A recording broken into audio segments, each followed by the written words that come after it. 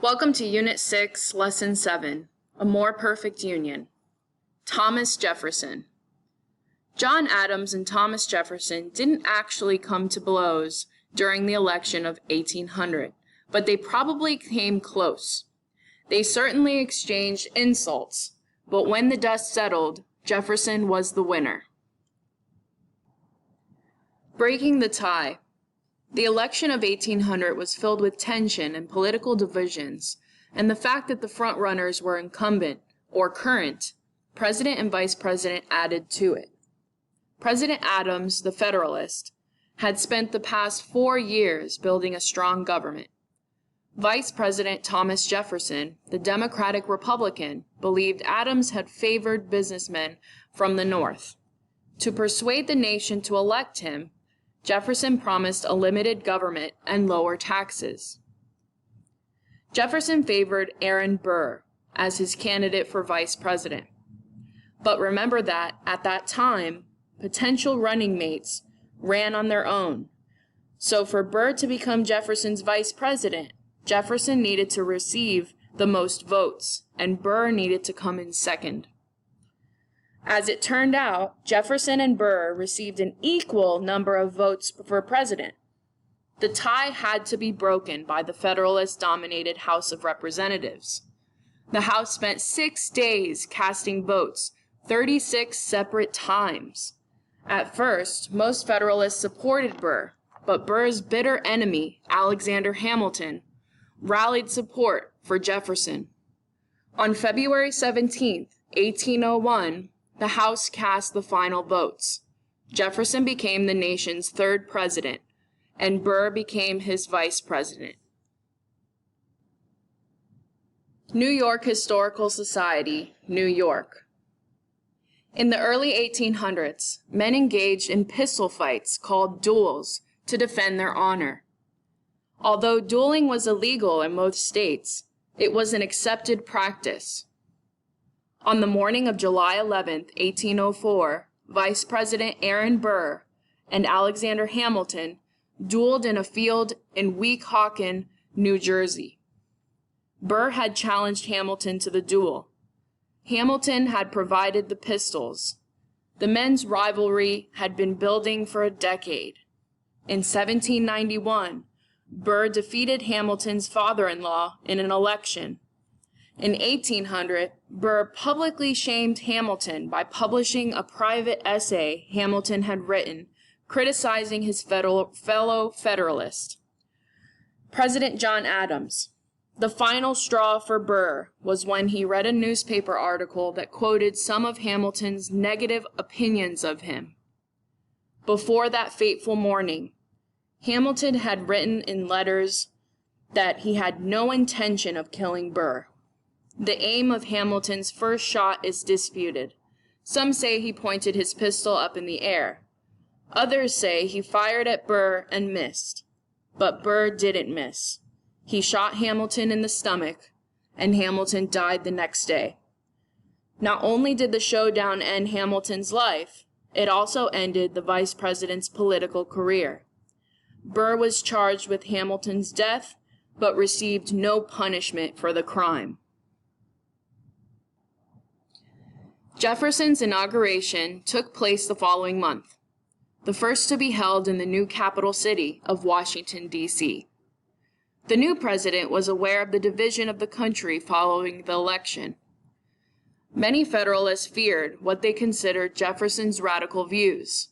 They saw what had happened during the French Revolution, when extreme revolutionaries took control and executed thousands of people. In his inaugural address, Jefferson tried to soothe their fears by saying, "We are all Republicans. We are all Federalists."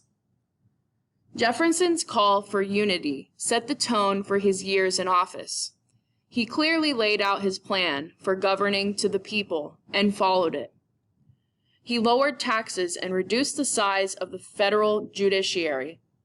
In addition, Jefferson continued to support the power of the states and championed low government spending. But he did not dismantle all Federalist institutions. He left the military and Hamilton's National Bank mostly intact. A popular president, Jefferson easily won re-election in 1804.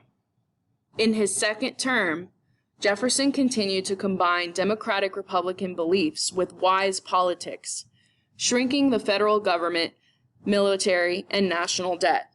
Further, Jefferson's personal humility or humbleness went hand in hand with his philosophy of small government. Instead of hosting showy and expensive events, he insisted on meeting personally with members of Congress and foreign leaders for dinner and conversation. A seat at the table would have been a sought-after invitation for most. These dinners showcased not only Jefferson's taste for fine food, but also his many talents. Thomas Jefferson, born in 1743 and died in 1826. A quote by Thomas Jefferson is, "I like the dreams of future better than the history of the past." A gifted writer, architect, scientist, you name it, Thomas Jefferson had the chops to carry out his dreams. He proposed a plan that laid the basis of our school system, restocked the Library of Congress with his own books, and penned America's creed.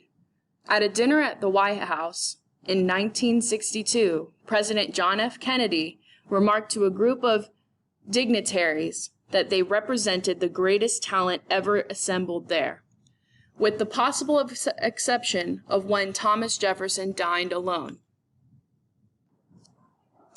Because Jefferson was born into one of Virginia's foremost families, he received an education that allowed his natural abilities to flourish.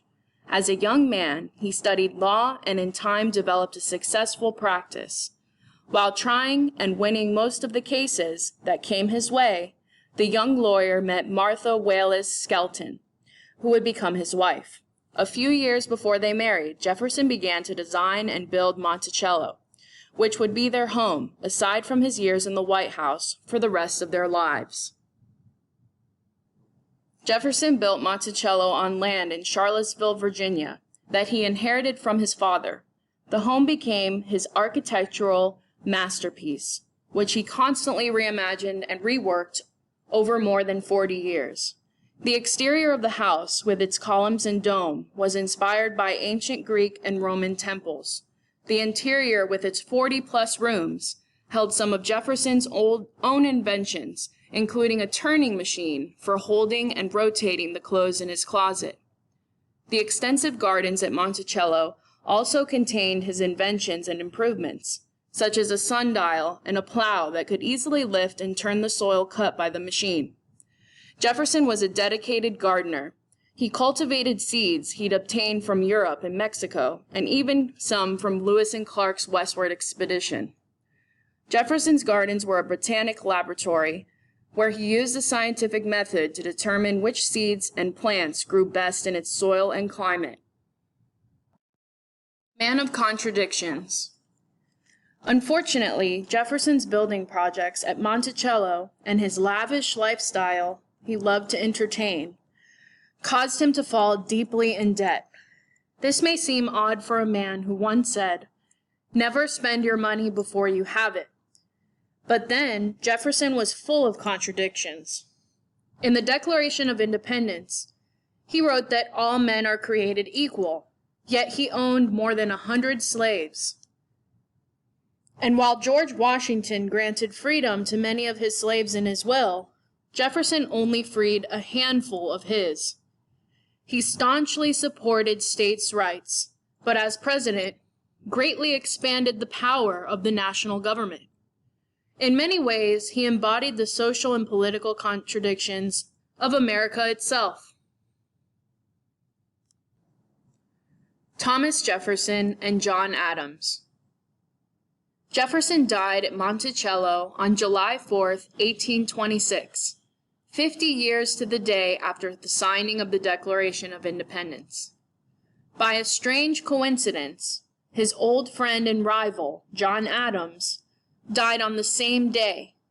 The pair had often locked horns politically, but had always maintained a strong mutual respect. When Adams died, his last words were, Thomas Jefferson survives.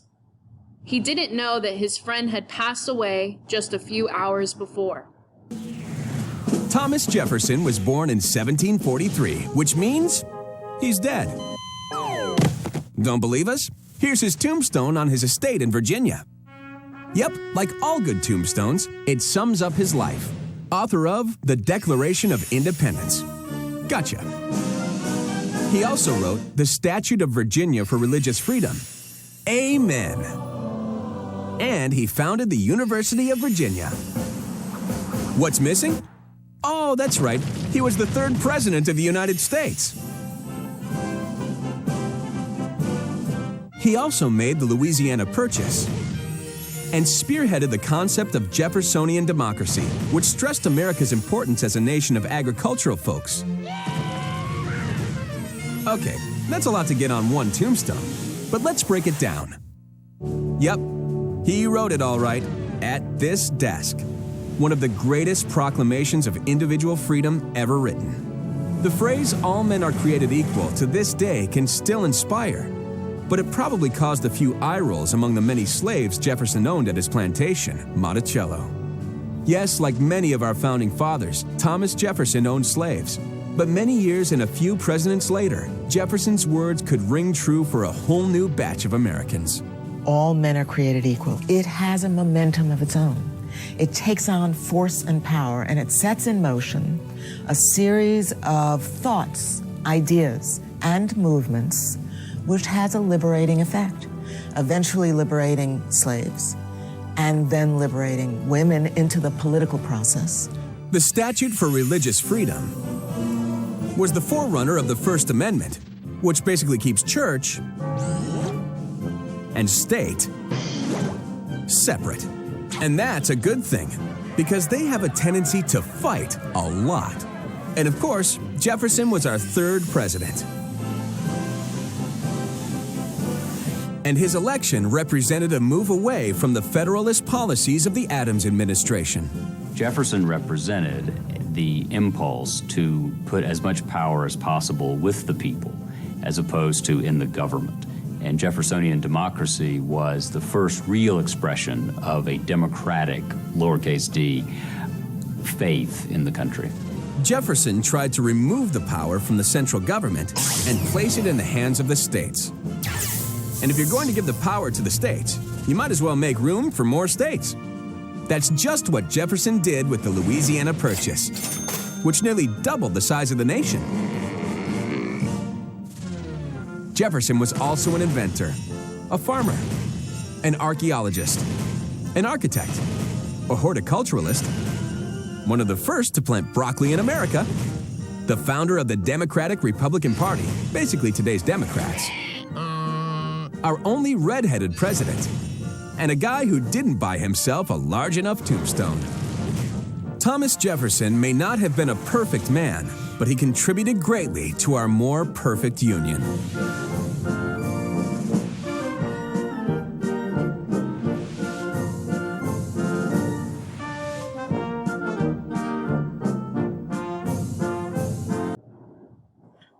The Supreme Court. After winning the presidency, Thomas Jefferson might have thought that he and his opponents would be able to put aside their differences and work together. He didn't know John Adams would take one more parting shot. Marshall's Court. John Adams and the Federalists lost the presidential and congressional elections in 1800, but they made the most of their remaining time in office. Just before the Democratic Republicans took over, Congress passed the Judiciary Act of 1801. The act reduced the number of justices on the Supreme Court from 6 to 5, which would deny Jefferson the chance to appoint a new justice when the next justice died or resigned. This power is important because the position of a Supreme Court justice is a lifetime appointment. The act also allowed Adams to appoint many new Federalist lower court judges before he stepped down. Adams worked late into the night of his last days signing commissions for these judges, who became known as midnight judges. Adams also chose a new Chief Justice of the United States, John Marshall, a Federalist. One of Marshall's earliest and most important cases was Marbury versus Madison. The case pitted one of Adams' midnight judges, William Marbury, against Jefferson's Secretary of State, James Madison. Marbury versus Madison. The case arose because Adams had signed Marbury's commission but left office before it was delivered. Adams believed that his signature alone made the commission valid. Jefferson disagreed and ordered Madison to block the commission. Marbury sued, saying that the Judiciary Act of 1789 required the Supreme Court to force Madison to give him his commission. It seemed like a straightforward case. The court had to decide 3 questions. First, was Marbury entitled to have the commission delivered to him? The court said yes. Second, was it within the law to have the courts issue a writ or legal document commanding Madison to deliver the commission? Again, the court agreed. Third, was it legal for the Supreme Court to issue this writ? Here, the court surprised everyone. Marshall answered with a resounding no, and decided against Marbury. Even though the Judiciary Act of 1789 stated that the Supreme Court should issue such writs, Marshall argued that the United States Constitution did not give such power to the court. The court declared that part of the act to be unconstitutional, which means against the Constitution. No law had ever been declared unconstitutional before. With his ruling, Marshall established judicial review, the power to invalidate any law the court deems unconstitutional. Marbury versus Madison established the judiciary's role in the protection of the freedoms and individual rights detailed in the Bill of Rights. The case also strengthened the balance among the 3 branches of government, promoting the principle of checks and balances. Jefferson, however, would soon test the limits of the power of the branches of the Constitution. Just a quick review before we end this video. Jefferson became the nation's 3rd president, and Aaron Burr became his vice president. Jefferson designed Monticello, which would be their home, aside from his years in the White House, for the rest of their lives. Jefferson was a writer, architect, scientist, and he studied law.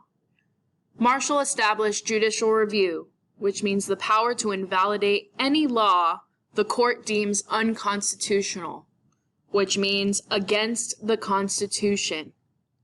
Marbury versus Madison established the judiciary's role in the protection of the freedoms and individual rights detailed in the Bill of Rights. That's all for today's video.